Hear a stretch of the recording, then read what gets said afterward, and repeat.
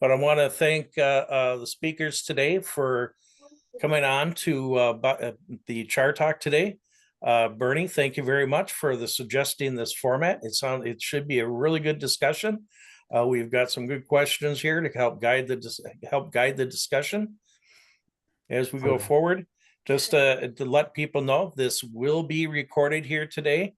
The recording will be available. It's probably approximately 2 weeks after the event, and we'll have it on the YouTube channel and available for sharing. If you want to come see the past Biochar talks, please go to the Minnesota Biochar Initiative website. We'll be posting that in the chat. You're just probably going to start out a couple minutes later, after 12, just to make sure we get some folks on here. It's been interesting changing the platforms, etc. And so getting folks on here, and we have a lot of interest, but a lot of folks come in for the YouTube or the recording afterwards.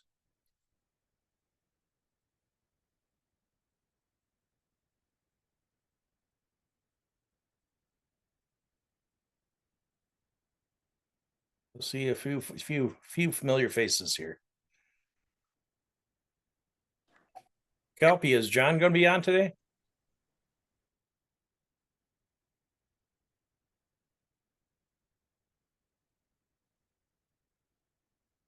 Fantastic. We're starting to populate here.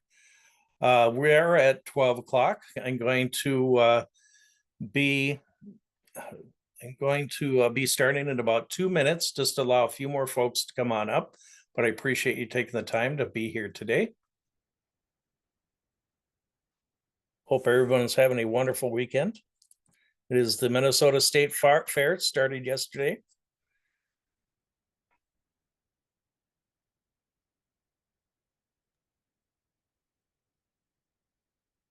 I see some familiar faces coming out here. Good morning, Kurt. Morning, Natalie. Morning. I hope your life is settling down just a little bit.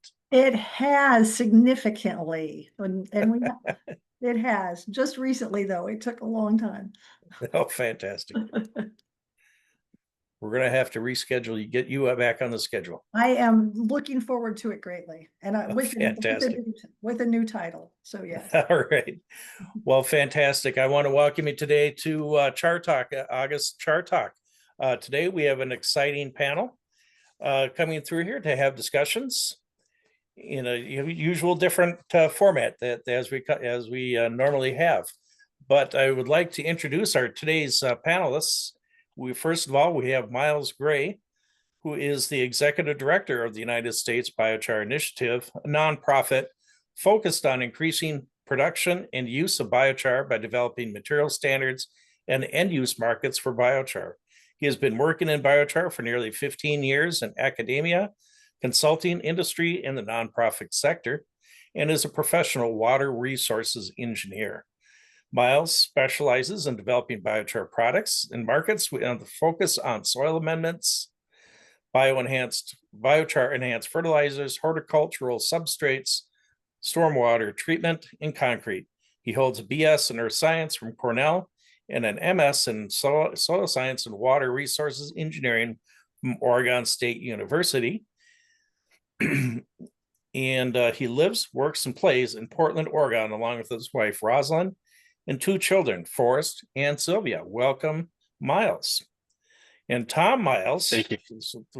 Second one of the Myles twins from USBI, is a legend in the North American biochar sphere, and also internationally. Tom is the former executive director of USBI and Emeritus.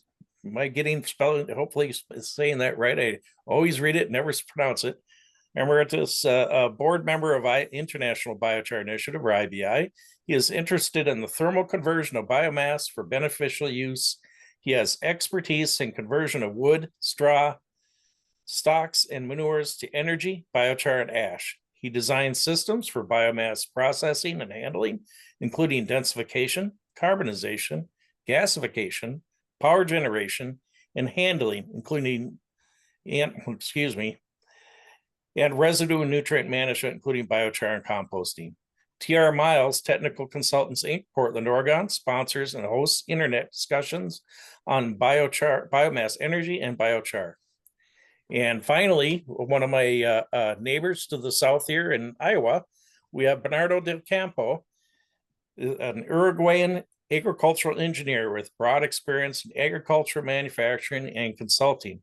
He is the CEO and co-founder of Advanced Renewable Technology International, better known as ARTi, a company he has led since 2013. Bernardo holds a PhD in mechanical engineering and biorenewable resources and technology from Iowa State University in 2016 and has authored multiple journal articles and holds patents in the field. A recognized figure in the U.S. biochar industry, he is currently focused on advancing biochar production technologies at ARTi. I just want to introduce myself. My name is Jim Doten, the Carbon Sequestration Program Manager at the City of Minneapolis, and I'm one of the founders of the Minnesota Biochar Initiative. These talks we try to hold every month, bringing in different experts from around North America and from around the world for timely and topical interests in biochar for the professional development, your professional development and development of the field. So moving forward with that introduction, I want to move into the program here. And first of all, is there anything you want to start out with just mentioning or greeting from starting with Tom Myles?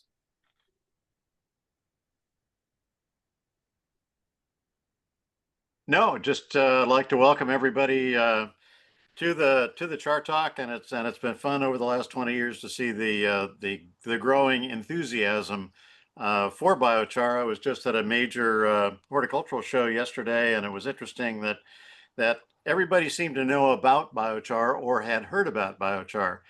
20 years ago it was what's biochar, and today it's what do you have, what's the quality, how much can you deliver. So we've been making progress, and it's fun to be part of that growth. Fantastic. And Myles?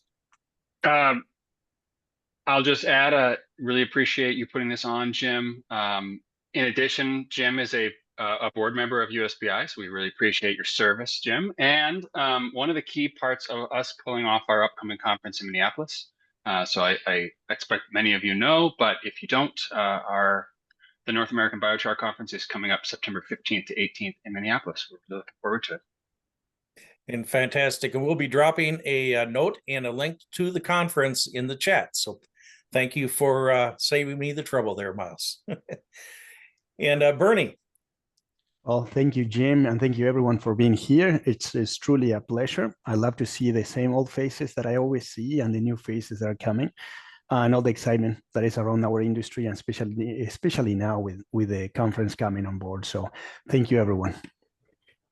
Fantastic. And please keep a note in the chat. We'll be dropping links to all the TR Myles Consulting, USBI, and ARTi, as well as MMBI website and LinkedIn. Please follow us on LinkedIn. Katie, our admin for Minnesota Biochar Initiative, do you have your ability to speak here for a second?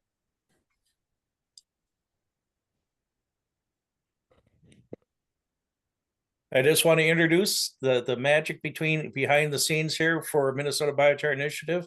Outstanding administrator, Katie Usos. And Katie, any updates we're on the progress towards getting the official membership? Yep, absolutely. So we are in the final stages. We were just trying to get with the bank through PayPal so we could start accepting membership fees through the website. So that should be live next week, just waiting for the final go ahead from PayPal, and we'll have that all set. So we'll send out an email once that is good to go.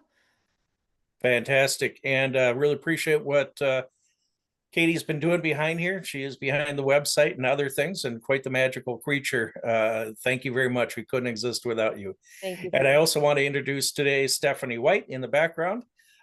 She is going to be our meeting administrator here today, so she will be the mute police. So please keep yourself on mute, otherwise she will silence you. One of the other things is that we're going to have a good lively discussion. I've gotten some great feedback on questions to guide the discussion today. Please, if you think of a question during the presentation, feel free to drop that in the chat. Stephanie will be collecting those and doing a presentation, and we'll be doing those, answering those in order. Or please wait till the end of the presentation. You can raise your hand, and again, we'll get to you in order. Looking forward to a great discussion. I see some familiar faces, and please look forward to seeing this on the MNBI website, and also the speakers be distributing on theirs for the YouTube presentation or the recording. Please as well, go to our LinkedIn and hit follow and keep up on it. But the MNBI website does, we keep current on the announcements there and registration for this event. If you don't mind, go ahead and put your name and where you're from in the chat, and feel free to communicate among each other. This is a great way to get people, like-minded people together and make those connections. And also, always nice to know the furthest traveled. We usually have a few international folks here, and it's great to see who's the furthest traveled here today. But I want to get started on this. So as we go forward here, can you tell us, starting with Tom, so what's your current role in the industry, and what have you been focused on in the past few months? So yeah, my activity, again, we're a design engineering firm. So we wind up, and because of my former activity with the USBI and so on, I wind up fielding a lot of calls from people interested in biochar, how to make it, often in the process side, people wanting to know what equipment to use. And my big question is always, who's the buyer and what are their needs, and how is your biochar going to meet the needs of the buyer?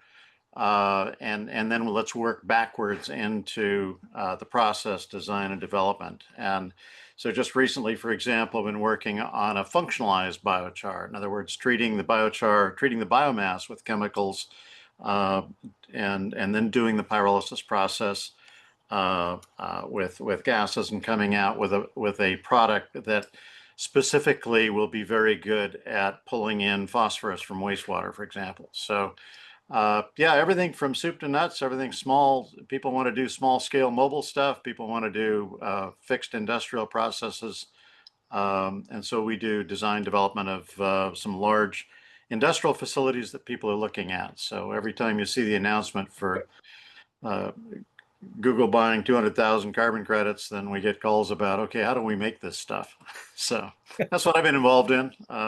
Basically the process design development, and also emissions. A lot of people are concerned about emissions. And so we actually do design emissions control systems for these devices as well, and do the testing and so on. So Says Tom, your reputation precedes you, and if Tom doesn't know it about biochar, it probably doesn't exist. Myles, same questions. So what's your current role in the biochar industry, and what have you been focused on the past few months? Yeah, great. So I'm the executive director of US Biochar Initiative.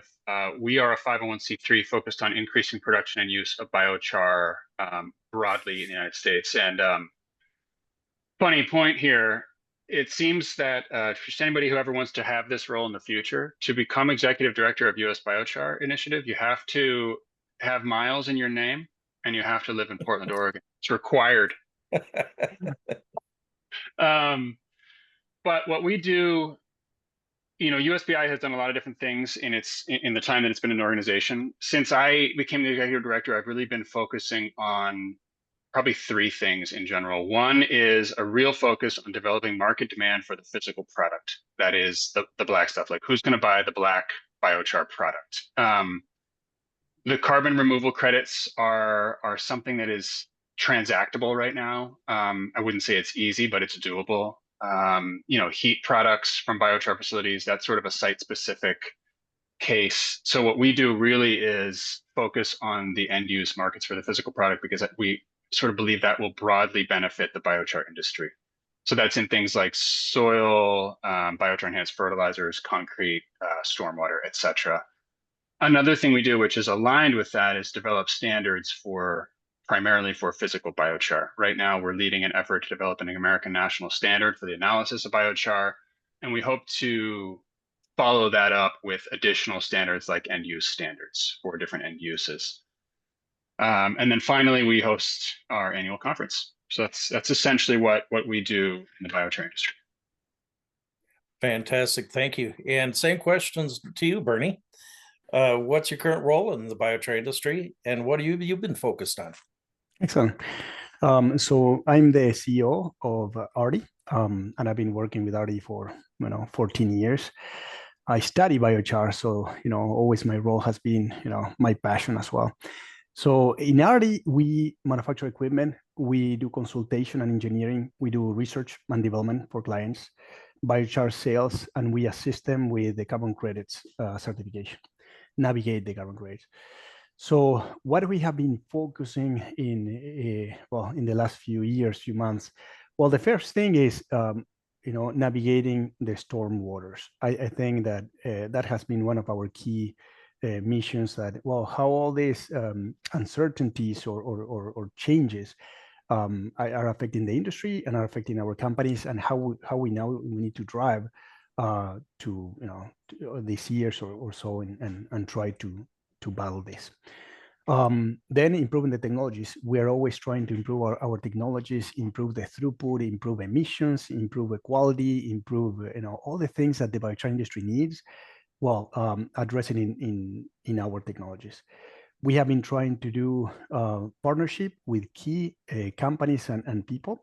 I would say the number one is we're trying to make turnkey solutions. We understand the industry problems, and there's so many, in a chain, there's so many chains that they can fail, So what we have been doing is, let's bring it all to the client. Let's try to bring the entire package so they can adopt it. And for that, we have been partnering with some people, and for sure, I would say another leg of this tool would be the carbon certification. So we also have been partnering with Grain and people that can really push the carbon credits with our technologies and our clients. But as a whole is, what can we do to improve the industry, push our clients, push our technologies, and get it to the next step, So yeah, with this changing environment, so the changing environments, I think, is pretty critical for all of us, because lots of things have been changing, or we're seeing changing every day. So it's another layer of complexity, but that's been pretty much what I've been focused in my last few months in the company. Well, fantastic. We're going to move into talking about the industry, and this goes again. We're going in order here. Tom, just on general biochar trends, how do you feel that the biochar industry has evolved over the past few years?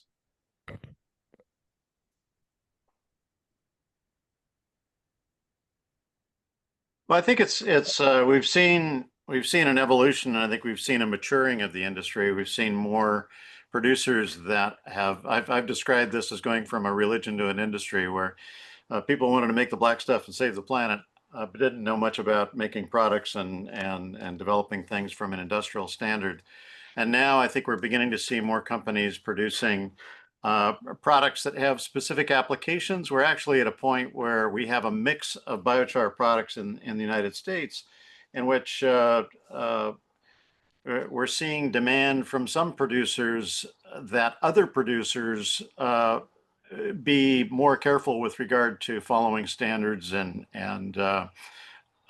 quality assurance, quality control, and so on, which to me is a good sign. It's a sign of kind of maturing in the industry. But we still have the whole spectrum. We have people who are starting from scratch, and we have people who are actually looking at it from a large industrial perspective. So I think that we have more tools.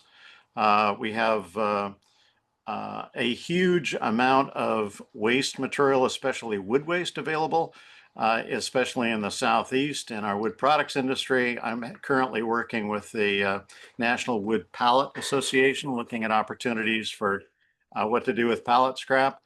And there are differences in, a lot of the material that's available is softwood, and so you get particular qualities of biochars with softwood. You get other qualities and other potential markets with both biochar and oils when you get into the hardwood areas. So what we're seeing, I think, is in terms of overall industrial growth, is kind of a small growth in capacity. Demand in some areas has been kind of wavering, but I think that maybe that'll force producers to be a little more creative in terms of what I call productization and distribution. And I think the big challenge or opportunity we have is for biochar producers to spend more time looking at how to fit products to needs and get more embedded in existing distribution channels for marketing the product.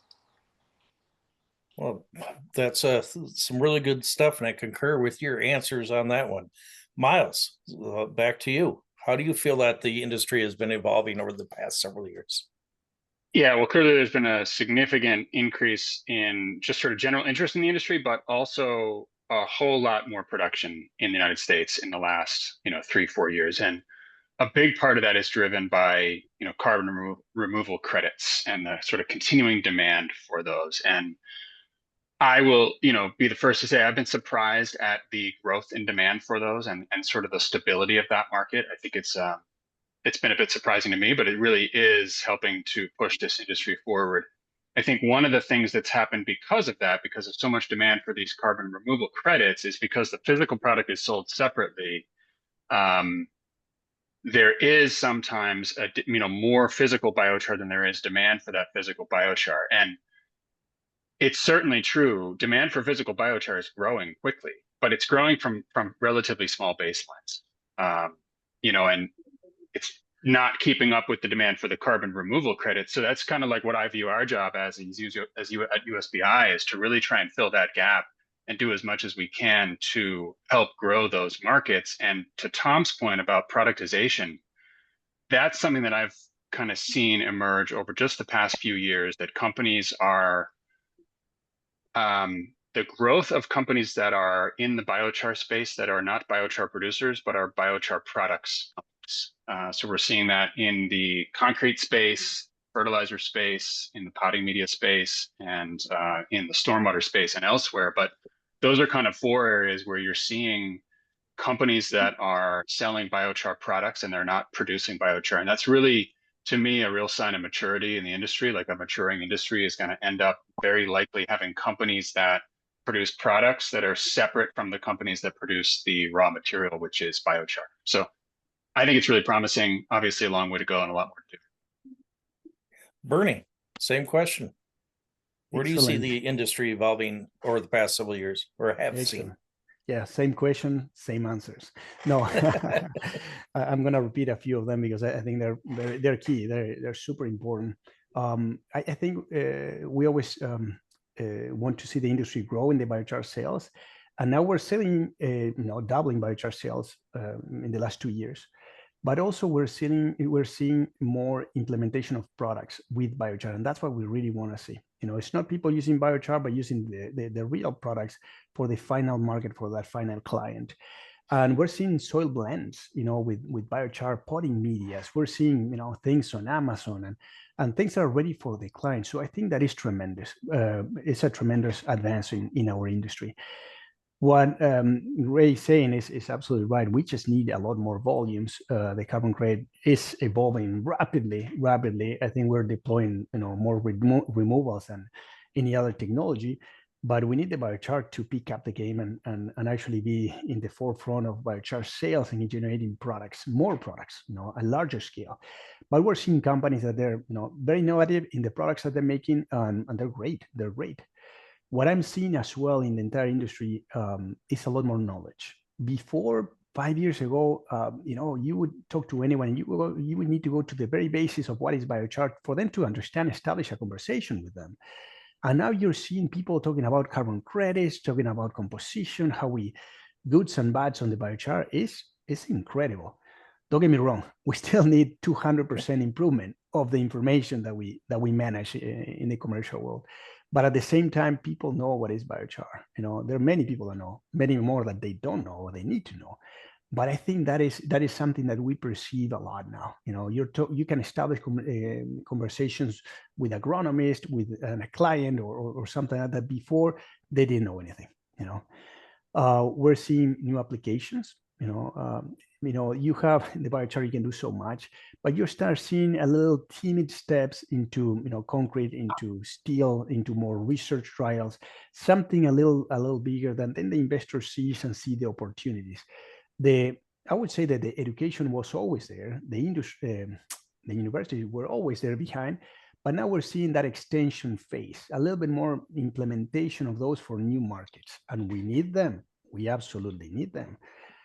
And I believe that as well on the feedstocks as well, we're seeing other wastes, are things that before weren't commercial viable models. Now we're seeing that they're being discussed and implemented, like biosolids and other wastes. Before you wouldn't talk that, a few years ago or 5 years ago, not much was being talked. And I believe that now is like, well, those are, great models to develop. So the biochar industry, I think, has evolved a lot in many ways. We just need to get to the next level of commercial production. But we're seeing a lot of initiatives and a lot of companies moving along this horizon. That it's wonderful. We got a lot of stuff to do. So, well, there's been some great answers on out here. I've seen a very similar thing through the evolution where I'm at. We're focusing on the urban environment, but really getting, as Tom had mentioned, getting from the enthusiast to more serious applications, and people know more about it, which is a great evolution. But these are some great points. And getting back to this, and this may be some of the other answers you've had, but Tom, how do you feel? What's the demand look like for biochar production equipment, both in the U.S. and internationally? Well, I think we have a lot of equipment solutions, if you will, available at the small scale. And I think one of the challenges we have is cost-effective equipment at more of what I'll call an intermediate scale, the 100-ton per day kind of capacities.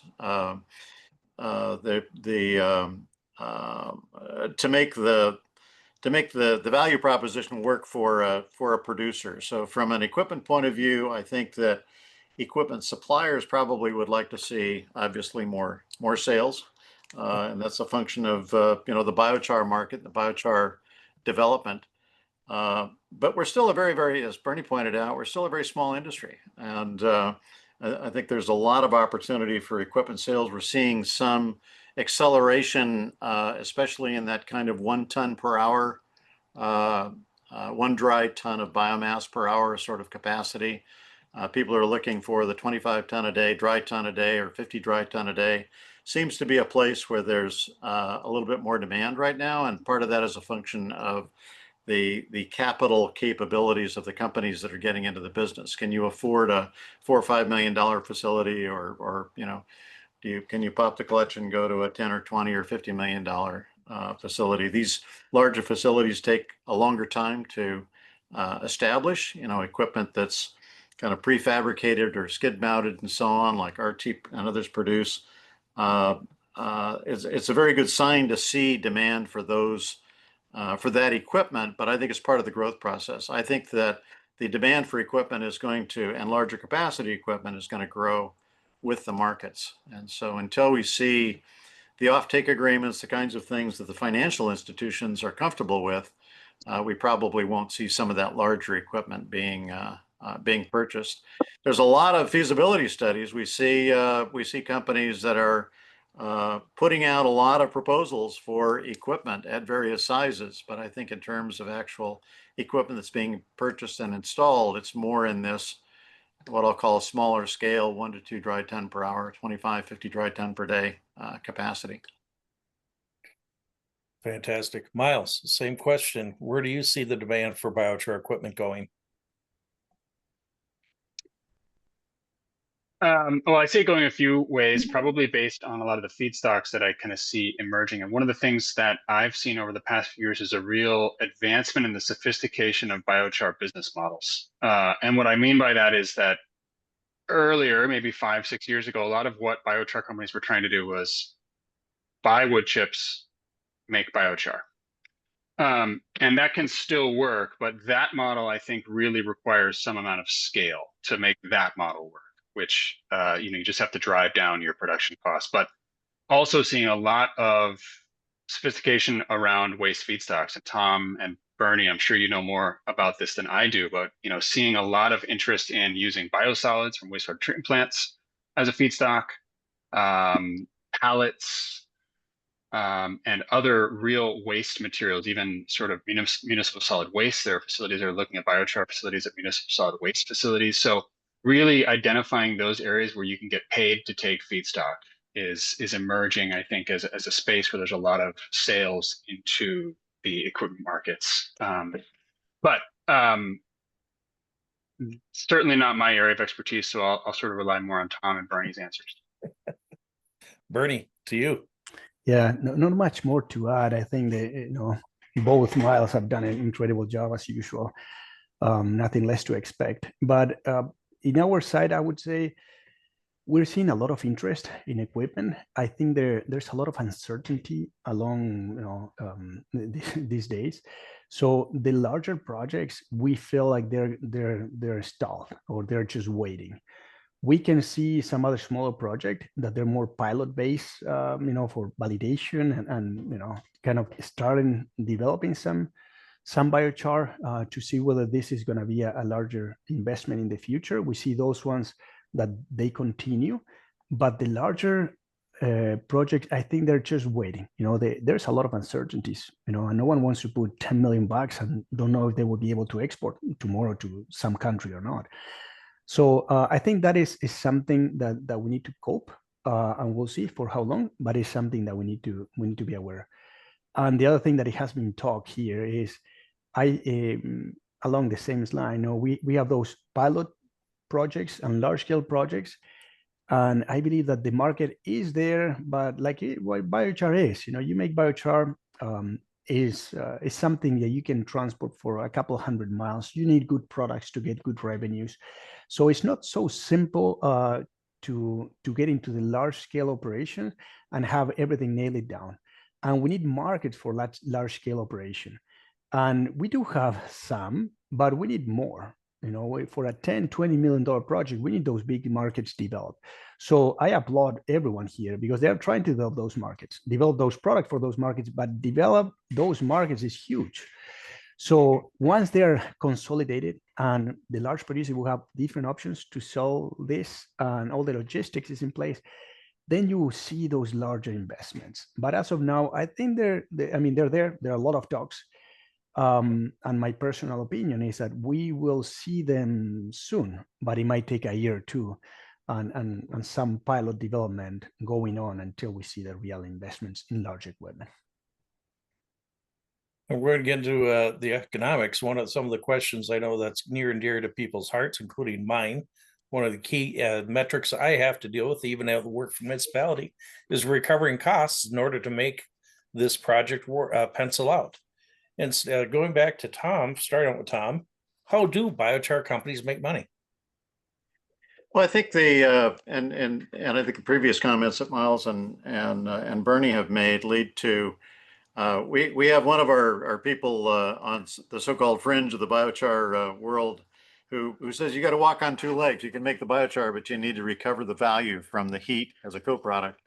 And the heat and energy co-products in Europe have a high value. You can get several times the amount for electricity in Europe than you can here in the United States. So that's really holding us back from the point of view of some of these investments. Yeah, you can make the biochar, but what do you do about the energy co-product or the liquid product if it's tars and oils and so on? I mean, we have producers that commercially make large quantities of oils that go into the meat and food processing industry and so on. But you're talking about one or two or three companies in the entire country. This is just not something, not a market. We have opportunities with companies like Charm Industrial for the carbon sequestration side of using oils, but it's that combination of products that need to make a project viable. Plus, as Myles pointed out on the front end, the tipping fee idea. We do have issues with high tipping fees and landfill diversion regulation in places like California and New York and elsewhere. which provide an incentive. If you're paying $100 a ton to get rid of your waste, those are the folks that are looking at the opportunity for, well, can we convert it to biochar and somehow reduce that cost? But on the market side as well, on the agricultural side, people want to reduce their input costs. So they're saying, okay, how much can I really gain by using biochar, and where's the price point? So people have advanced the idea as well, can the carbon markets pay for biochar as an environmental service, as a climate mitigation service? Is there enough money in the carbon markets to be able to pay for this whole processing? That's going to depend again on cost of the raw materials. It takes a certain amount of hardware and a certain amount of labor to process a certain amount of biomass. And it's kind of interesting because it doesn't really matter whether you're generating electricity or making biochar or whatever it is. Somehow we have to combine the benefits to be able to cover all of those costs. And right now it's a challenge because we do have challenges in the co-product side. How do we convert the energy? We can convert the excess energy to power, but the marginal cost of doing that is pretty high at a small scale, and especially at a small scale.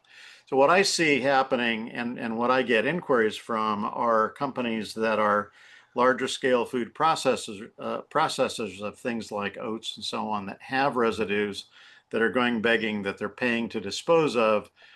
Pallets is a good example, and they're saying, is there a way in which we can offset our disposal costs and make a product that we can market and kind of combine these savings with the revenue side? And so right now the market dynamics are a big challenge for especially, as Bernie says, coming up with $10 million for a processing facility.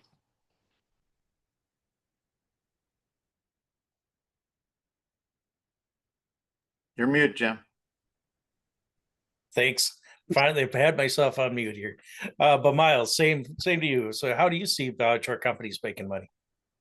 Well, it's actually one of the ways that I often find myself thinking about the biochar industry is just the 4 revenue streams.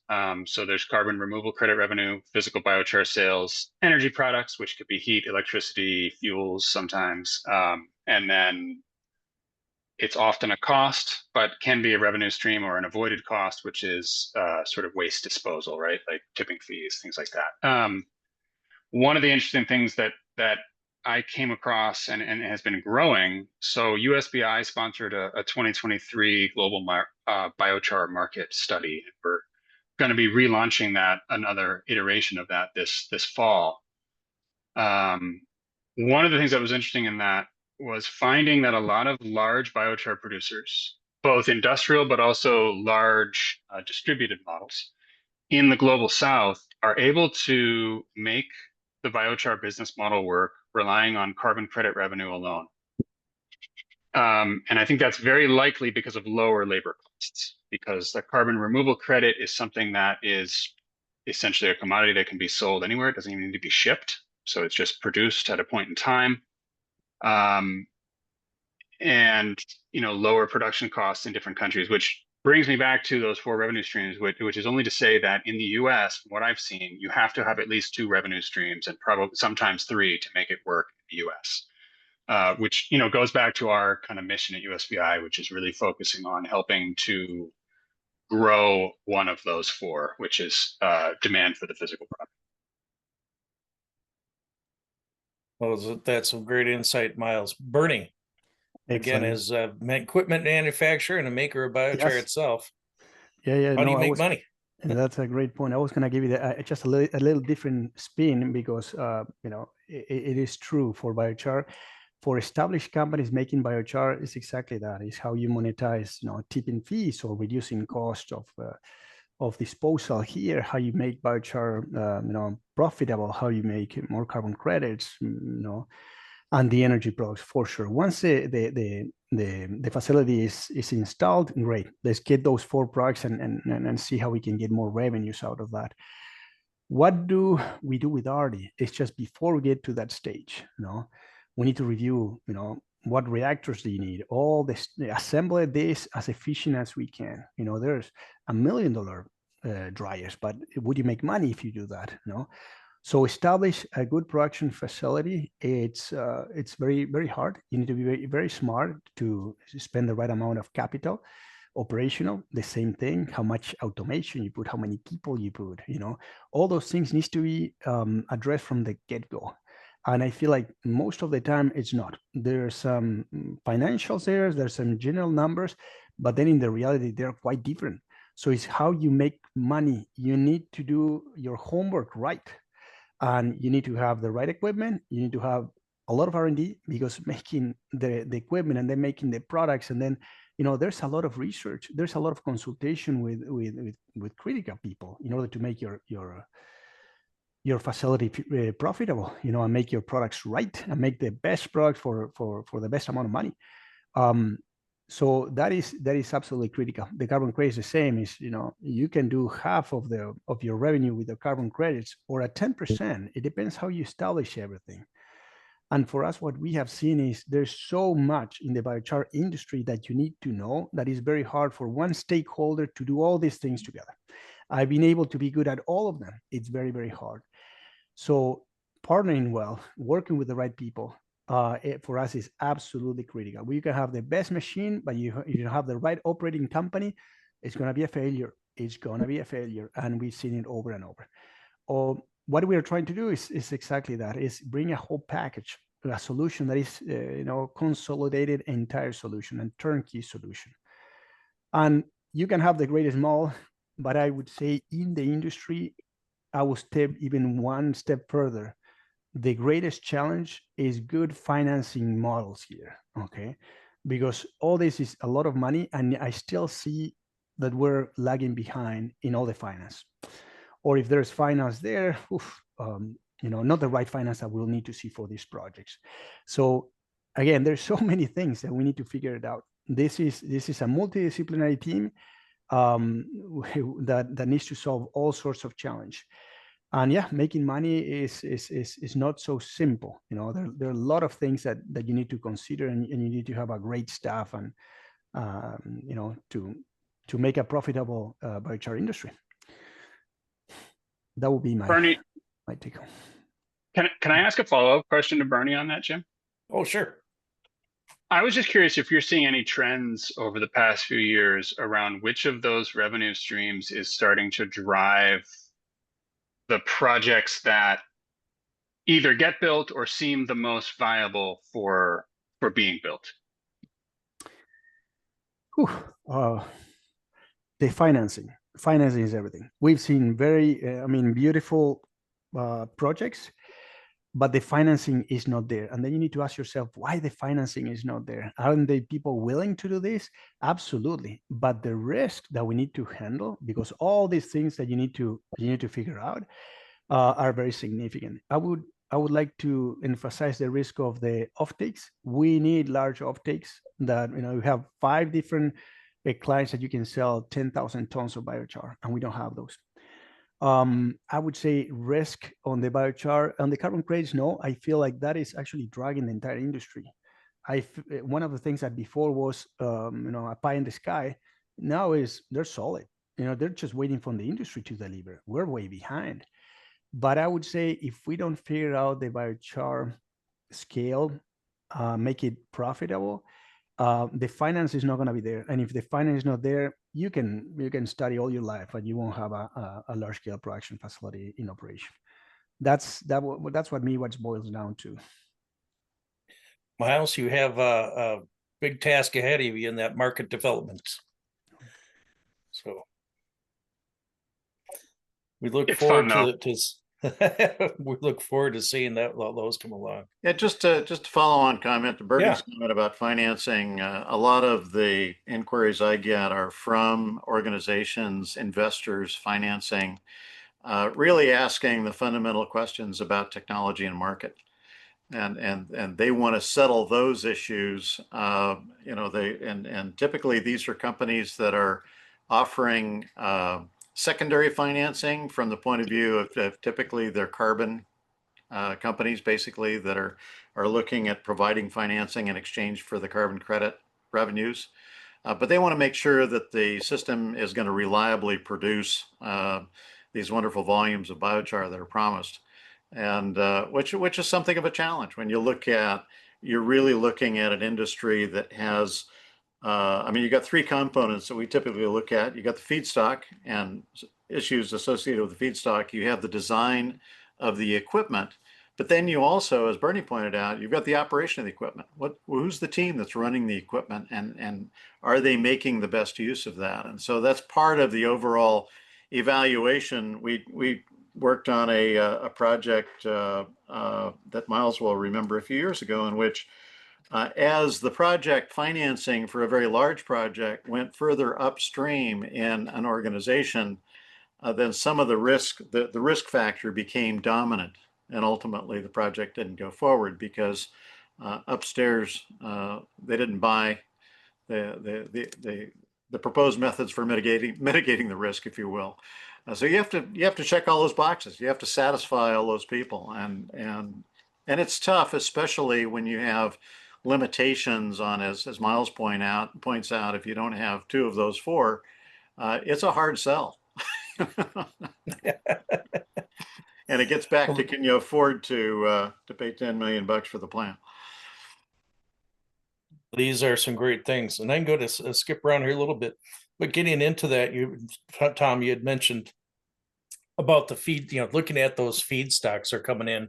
I'd seen a great growth in the types of feedstocks being evaluated, and I believe Myles had mentioned it earlier here. But what are some of the feedstocks your folks are seeing that are emerging as a low cost, and those can generate tipping fees or other waste? What do you see emerging in here? Traditionally, we've been looking at wood waste, but what else is growing here, and how's the market emerging? Well, there's a whole class of feedstocks that really hasn't been considered here in North America, and those are the agricultural residues. We have more agricultural residues available that could be that typically today they might be composted, or they might be in a material that can't be composted. Compost overs. The compost industry has been interested in using compost overs to make biochar. The big challenge has been the capital cost of the equipment and so on.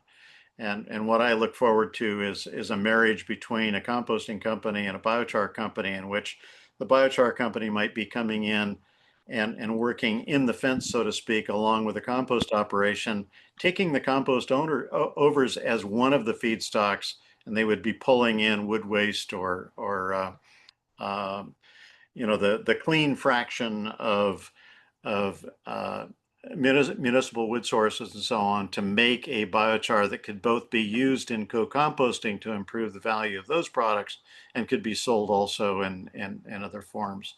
So, but what we have, I think, are a lot of people who are interested in biochar don't have the breadth of experience with regard to the products and the potential raw materials. I've had clients in the past where we've done biomass projects that have taken a combination of pre-consumer waste from pre-consumer packaging, for example, a combination of paper and pallets and other materials and so on, that can be economically, avoiding disposal fees or avoiding putting a coated seed product in the landfill and have somebody steal it out of the landfill and resell it. Go to those suppliers and say, look, we can convert your material to a marketable product if you pay, an extra $1 or $2 tipping fee, as opposed to putting it into the landfill.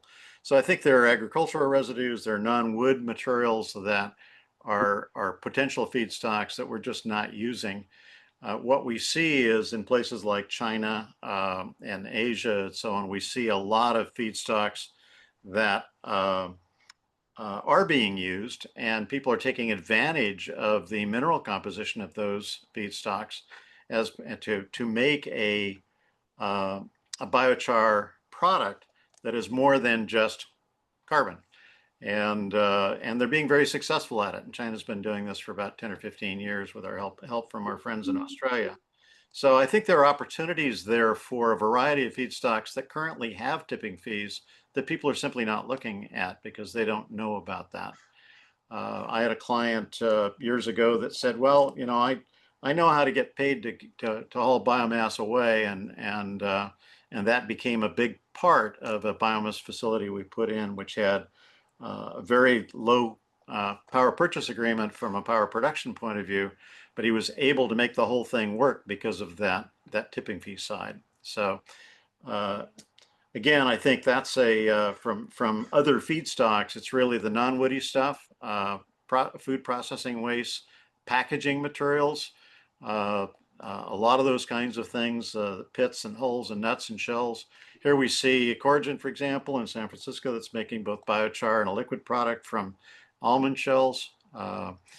We see, the Persist product that's being made from pistachio shells. I think we will see more of those mountains of agricultural residues going into biochar related products. Now, Bernie, I know that you've been having good success with oat hulls and sunflower hulls, but do you have anything to add to that topic? And Myles, open to you as well. Yeah, no, great. I will put this into perspective. I think people don't realize how important is the feedstock in the economics that we do. So let's say the cost of the feedstock is $50 per ton. Well, in the biochar, that translates, if you have a 25% yield, you multiply by 4. So you have $100 if it has $25 on the feed cost, $100 of cost only on the feedstock. And that's why 25 is one number, but 50, you see it over and over, and you're talking about $200 then. And that's why you're seeing more and more emerging low-cost biomass, because honestly, it's a very significant number in the overall production cost of the biochar. And along the lines with what Tom says, you're seeing all this low feedstock until we have a really valuable biochar production, sales for selling. But if you're selling $300, $500, well, how you can make the economics work? You might have $200-$300 in cost and handling and things like that, plus all the operational cost.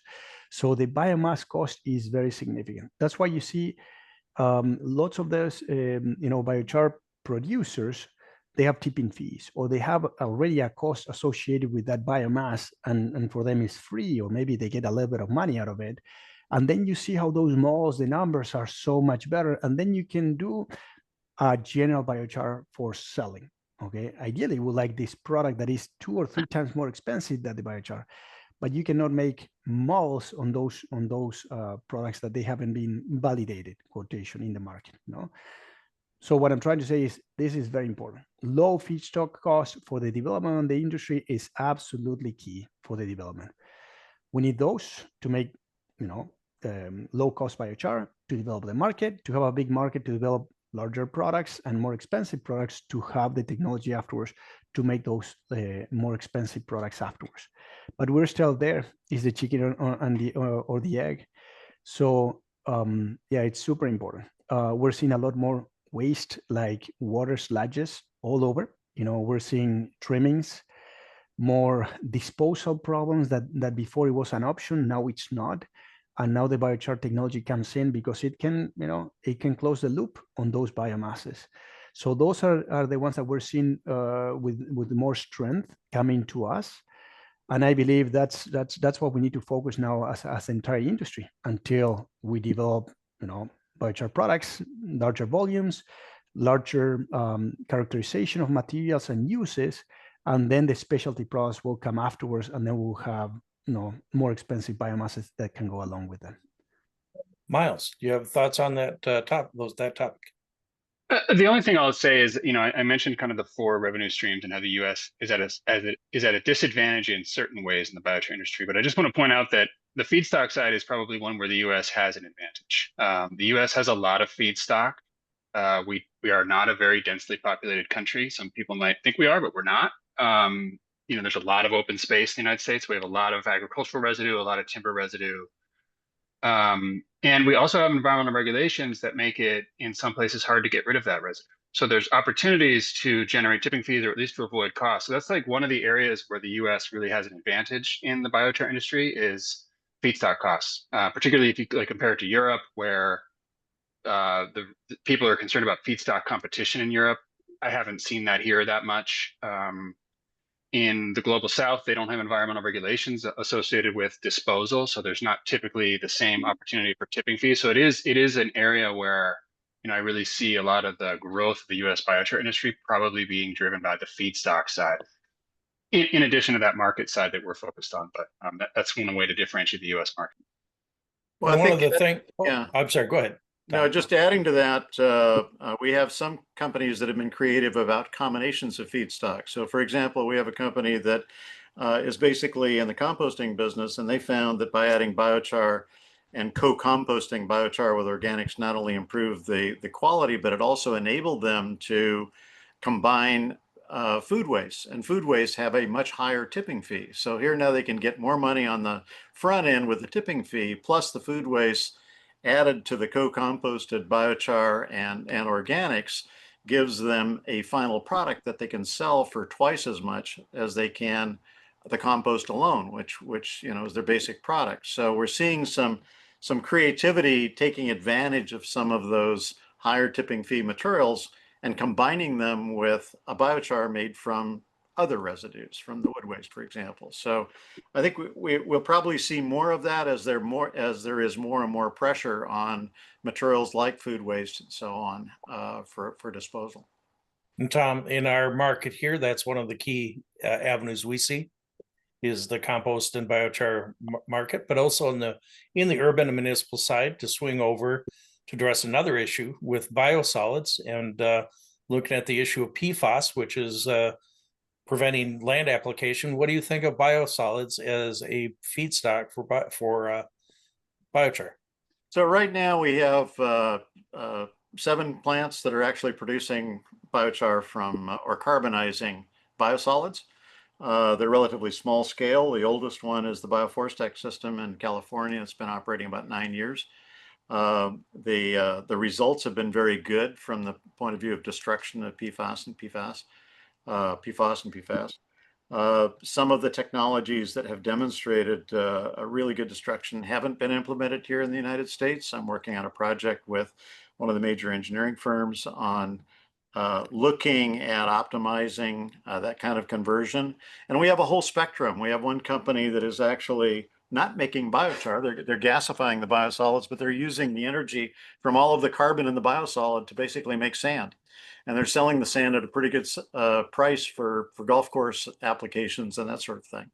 But then you also have products that are the bio. So you've got a series of products that are low in carbon, but high in other minerals. And we have one farm, for example, in the Midwest that's has been using biosolids, directly injecting biosolids in his farm on 6,000 acres for 30 years. Has implemented a carbonization process from Europe, is making a biochar, basically a pelletized biochar pellet. That's an excellent product. It's a dry product. Now he can distribute that on his farm. He knows that he's doing a service for the municipalities that he's servicing because he's taking care of that question about the forever chemicals and the microplastics and that sort of thing. And he's putting a material in his farm that he can distribute anytime. He doesn't have to wait for that 2-week window in which he's got to run a whole lot of truckloads of biosolids in on his property and create odor and traffic and so on that disturbs the environment. So I'm very positive with regard to biosolids. It's perfectly practical, and it's also offsetting a disposal cost, which is very high for biosolids, which can be a few $100s per dry ton of biosolids. So I think we're seeing an evolution in the equipment to do this. We're seeing some creative evolution, if you will. And I think the pressure on the municipalities to handle the so-called PFAS and the sort of microplastics issue. The challenge is that it takes years to develop one of these projects. And so the equipment suppliers have to be patient and have to invest a lot of money waiting for these projects to actually be realized. So that's kind of the big challenge. They don't go in quickly. And a lot of that has to do with the front end stuff in terms of the environmental evaluation and the permitting and all that. And Tom, I just want to add as well is that overcoming some of the dealing with the citizen engagement we've had in Minneapolis with our project, et cetera. And hearing some of it is the perceptions of making sure that this is PFAS destruction, not PFAS distribution, which Right, is right. one of the big concerns. But Myles and Bernie, do you have thoughts on this topic? Only that it's happening. I think there's a lot of potential there, but I don't know a whole lot about the approach to actually implementing biosolids projects. It presents, I think, a very scalable solution, but I think probably a lot more work needs to be done, and it's probably going to end up being municipality by municipality. And municipalities aren't the fastest moving in terms of turning the gears, so it's probably sort of a long sales cycle too. Myles, I couldn't agree with that last statement anymore, working for the city. Bernie. Yeah, no, just to add to this excellent conversation, yes, we see a lot of interest on biosolids. We understand a lot of the challenges you're talking about. It's a mass. It's like a compost. Is all this digestate. There's a lot of water involved. There's a lot of pre-treatment, so it's expensive. And yes, you make a biochar that is pretty good. It has a lot of nutrients. Okay, but the problem is we are competing with the previous technology. And what is the previous technology? Get it from the water treatment plants, would be composted or not, or thermally treated in some cases, and then it would be spread in the land. So that's cheap. That's cheap and simple and scalable. Now we want to do biochar with, I don't know, 50,000 tons of biosolids that has 60 or 80% of moisture. And, it's a daunting effort. It's very expensive, huge scale, a lot of things that needs to be also addressed, so there's a huge opportunity for developing this. It's just expensive. And now the question arises is who's going to be paying the bill for that? Municipalities? I mean, after you see, all the capital expenditure that goes around this, in order to make biosolids, biochar, I don't know, it needs to be, it seriously needs to be a strategic move from the entire US in order to address that. But we understand the problems. PFAS is a huge problem that, we haven't done anything about it. Microplastic chemicals, even the amount of microbes that we have there, you just don't touch it, until it's correctly passivated in some way. But my point is, it's a huge opportunity. It's very expensive. It's very large. We also, in the biochar industry, we need to address all those challenges to make it scalable. And, on the handling, what I just talked, great. But then on the mission side, on the product side, all other things that we need to address. Imagine, what would be the approach of a client? Say, well, this manure, this biochar comes from biosolids, which is mostly, human manure. I say it wouldn't be an easy sale, But again, there's tons of opportunities for sure. I mean, the nutrient value is huge, and the benefits of all the destruction from what has been talked is very, very significant. What else would you do? With all these PFAS, microplastic chemicals and such, it's a great solution, but it's expensive. So we need that. We need we'll need regulations and support and change in what we do. Very significant changes. But yeah, great opportunity though. Thank you, Bernie. And in respect for time here, we really should have a part 2 for this discussion because we have a lot more questions we could go through. But in the interest of time, Myles, do you want to give us an update? Start with you, an update on the ANSI standards that USBI is currently undergoing.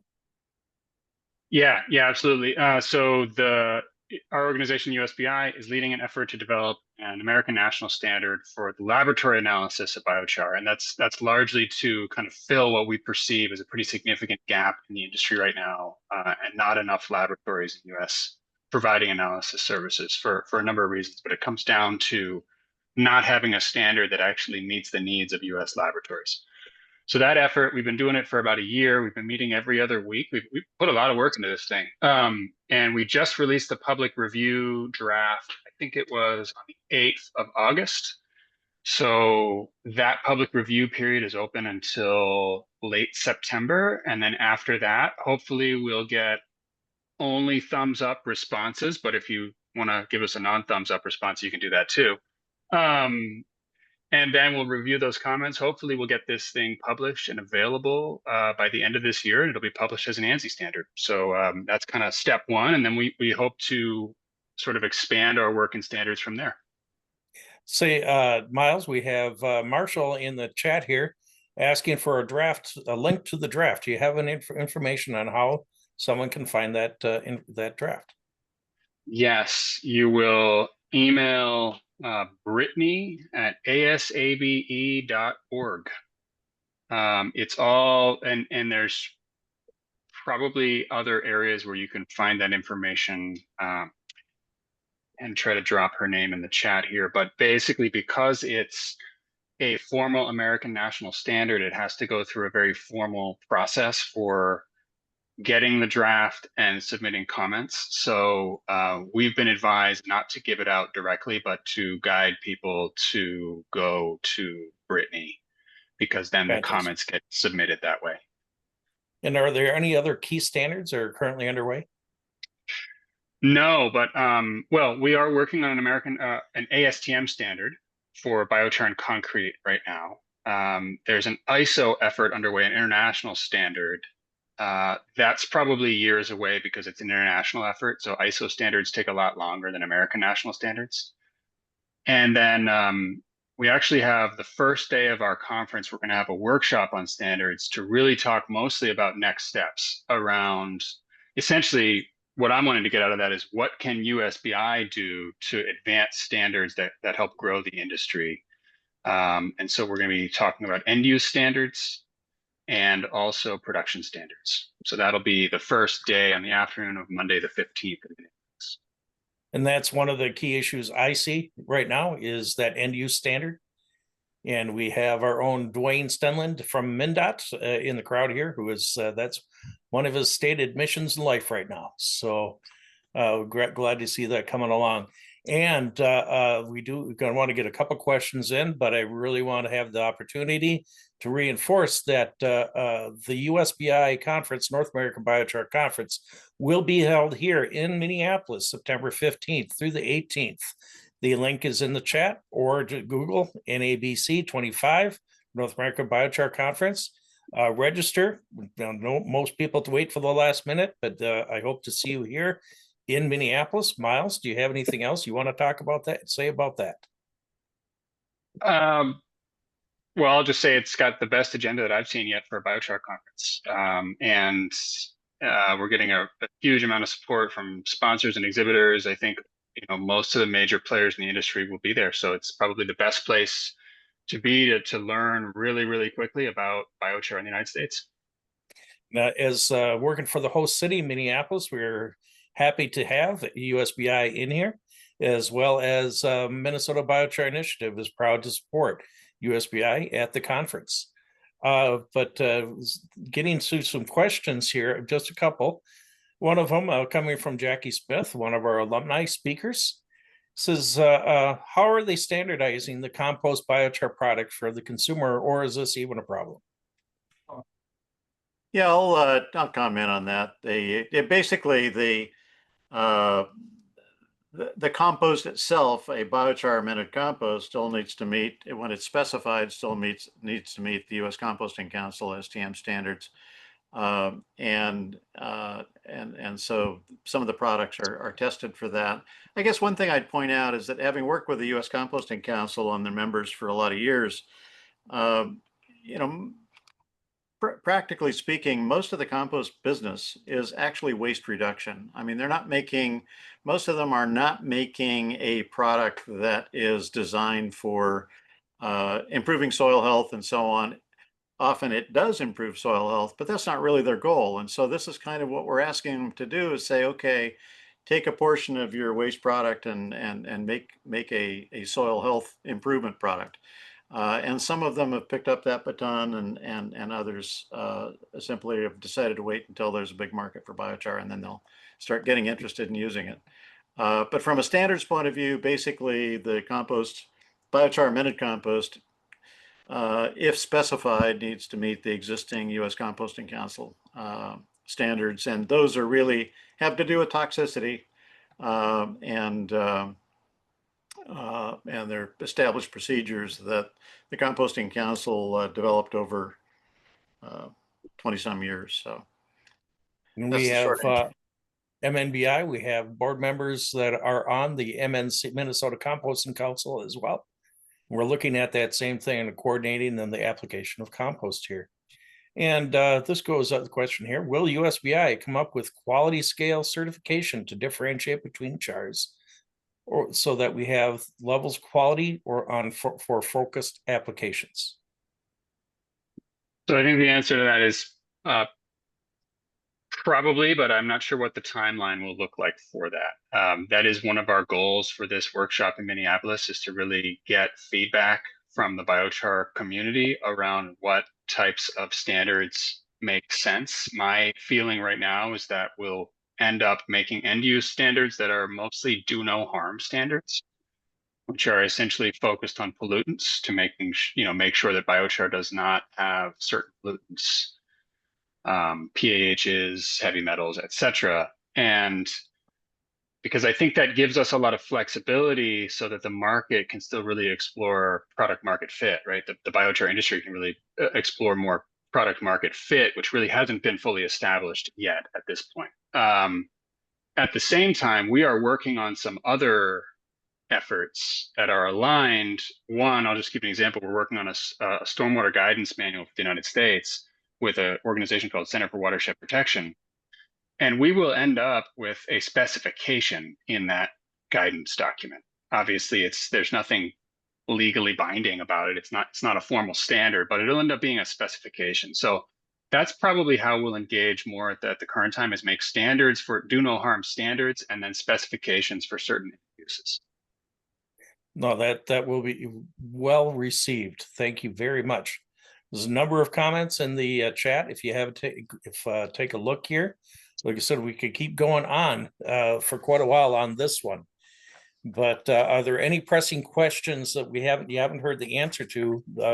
Pop your hand up now, and we'll get to you. But with keeping in respect my time for folks as we move through. I have one And that Marshall asked. Yeah. The beginning, he said, which systems are considered scale production of biochar and what amounts of biomass are produced?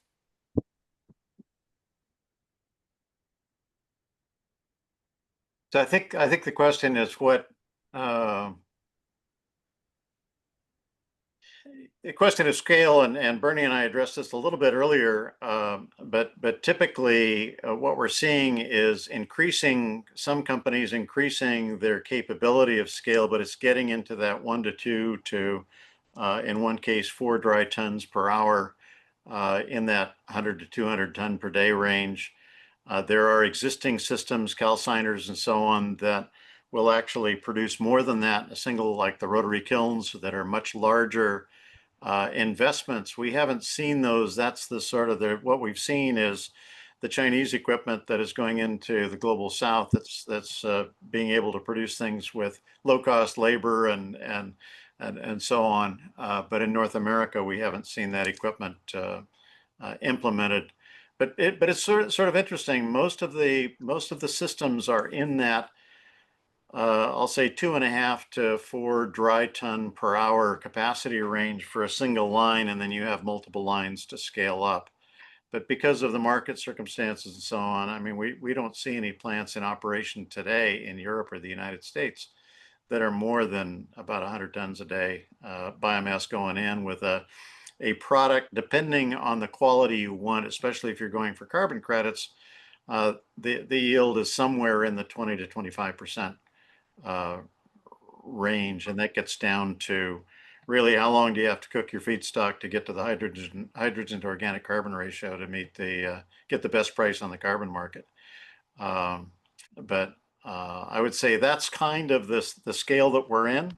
There's the opportunity for and so in terms of biochar production, overall production, we have producers that are in the 2,000 to 5,000 dry ton per year of biochar range, and the ones on the upper end are struggling to dispose of the product.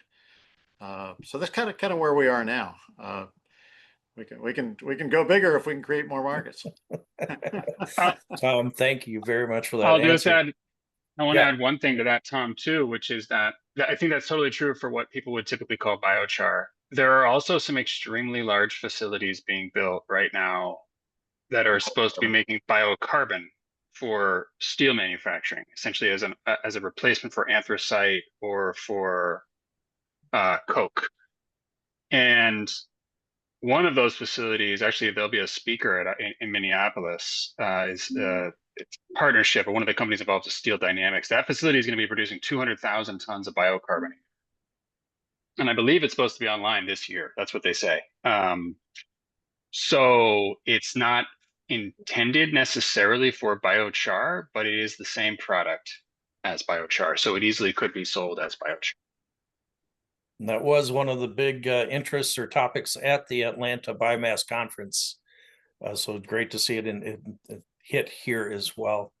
And I do want to make sure I put out two items or promote two items on here. Make sure you check out the Biochar on-site website. The link is in the chat. And as well as John Webster is now the new host of Biochar Today, the ongoing podcast there. So check out the Biochar Today podcast. And all the other websites are out here on the site for USBI, TR Myles, and ARTi. So check out what our panelists are up to. Minnesota Biochar Initiative is proud to sponsor this. Katie, are you still on? We can see if she pops out. But MN Biochar Initiative admin, send us an email, look us up, and stay tuned for membership in MNBI. Katie, where can people send messages to MNBI? Hi, sorry about that. Just getting prepped for a wedding. Feel free to send them to this email address. It's admin@mnbiocharinitiative.org. Fantastic, and I appreciate the patience, everybody, as you work out our new systems. This is a second presentation on our own format. As we go through there, the many thanks to Stephanie in the background and Katie doing yeoman's work to make this happen here today. I appreciate everybody who showed up here today. Any parting shots or comments from our panelists today? No, just thank you very much. It's been a fun discussion, and let's move forward, onward and upward here. We're looking forward to your city of Minneapolis machine operating at some point. Yep, we're working this fall. Just had a site construction meeting here today, and looking forward to our operation. Slow going as a municipality, I think, as Myles mentioned, but we're slogging through the issues. Myles and Bernie, any parting shots or comments from you? No, just really appreciate you putting this on. Yeah, the same with me. Thank you, guys, everyone. Thank you, the audience, for the interest. And go to the conference, sign up right now. Don't do like me the last minute, because it's so informative, and the networking and everything else, the companies, the great things that are being done. It's the way to keep up with the industry. And every year it amazes me how it grows, the new faces we're seeing and the new things being done. So I'll recommend to go. Best thing you can do. Yep. And I can certainly see recommending later on a follow-up panel. We didn't get to half the questions we wanted to, and a lot of discussion, particularly after we have a chance to digest the conference. We are going to have a pause in September for Char Talk because of the conference going on right at that time. We have two great field trips lined up for you. One to Washington County for a flame curtain device, and a second one down to Shakopee, Metawakan, and Sioux composting facility, where we're going to be demonstrating the artisanal methods similar to what Boss is working on, and composting, and how co-composting works together. And both sites will be going by the Minneapolis construction site, so you can see and hear progress on the Minneapolis biochar project as it is coming along. I want to thank you all very much today, and I appreciate your patience. I know we're a little bit over, but there's great continuity or great talks going on here. Didn't interrupt, but you all have a wonderful weekend, and look at us again in Char Talk and look for the recording. We will have it out on YouTube and available for distribution. Thank you very much. Thanks to our panelists, and have a wonderful weekend. Thank you. Thank you. Thanks, guys. All right, thank you.